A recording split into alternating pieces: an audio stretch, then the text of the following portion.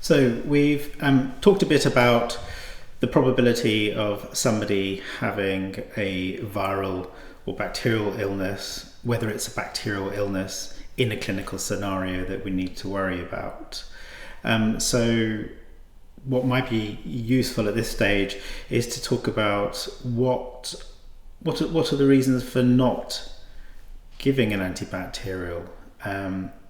We've explored that we don't want serious complications to happen. So what's so bad about giving an antibacterial?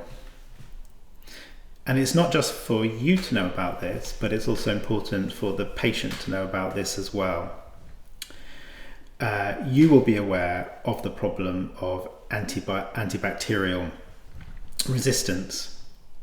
And I think the conversations that we have with people who we are seeing with infection, it's really important to help them to understand two particular principles.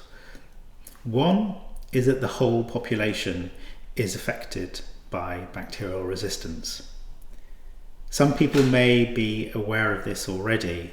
They will have heard that we are running out of antibiotics, that there are certain patients who could have had their infection treated very successfully a few years ago, but now we're struggling to find the antibiotic to do the right thing.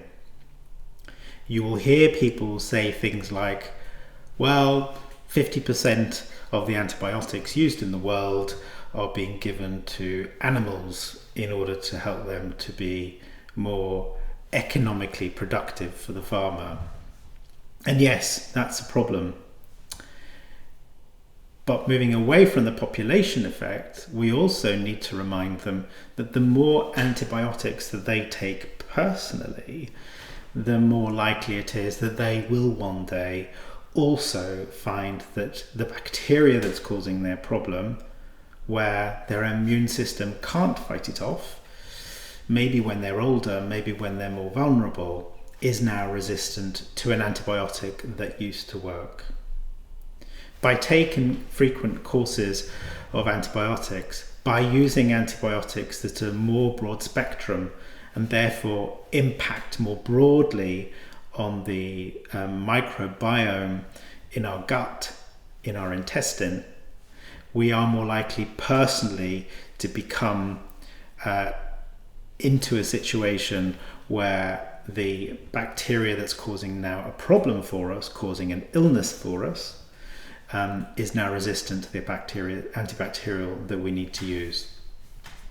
So that's really important. There is a good reason for us making these more difficult decisions, having these more educational conversations with patients, because in the long run, in the future, when they will be more vulnerable, when they are older, what we do today is going to make a very big difference to what happens to them then.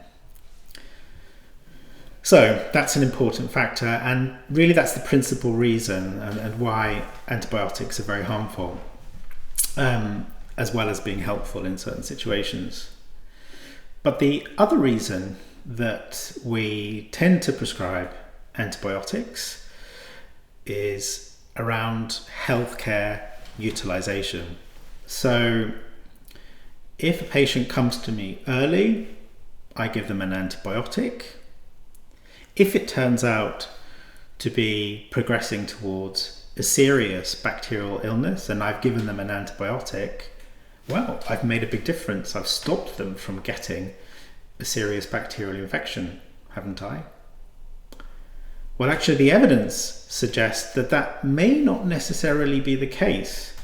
In the study that I've already talked to you about, which looks at the progression from a minor viral illness to a more serious bacterial infection, actually the cohort who already had antibiotics for their suspected viral upper respiratory tract infection, there were slightly more cases who developed serious bacterial infection than those who didn't. Now that may have been confounded by the fact that they were given antibiotics because they seemed a bit sicker, but it's not absolutely clear that the antibiotic that you were given them will have been the right one. I guess there is a risk there.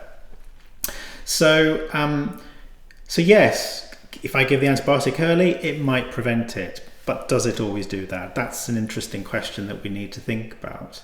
The other thing is that if I give them the antibiotic early, does that stop them coming back to see me? Every GP around the world is busy. We are constantly thinking of ways to be more productive with our time, to support patients to manage a lot of the problem themselves by educating, providing resource so that we have shorter queues in the waiting room. This is not just for us personally, though that's a good reason to do it. It's really to allow and support people to manage themselves better. But the problem is that antibiotics given very early on in an illness, if they get better, people are very likely to think it was the antibiotic that cured them rather than their own immune system. And that's a real problem. The reason that that's a problem is that if throughout your life, the first thing that happens when you get a runny nose or a sore throat is to get an antibiotic, it is unquestionable that you will be led to believe that this is an essential part of your treatment. And so rather than people coming only when they have more significant symptoms, only coming after 2 or 3 days of a sore throat or 7 days of sinusitis, they're going to be coming much earlier, much more of the time. We know that people can manage their respiratory infection at home in the community on their own.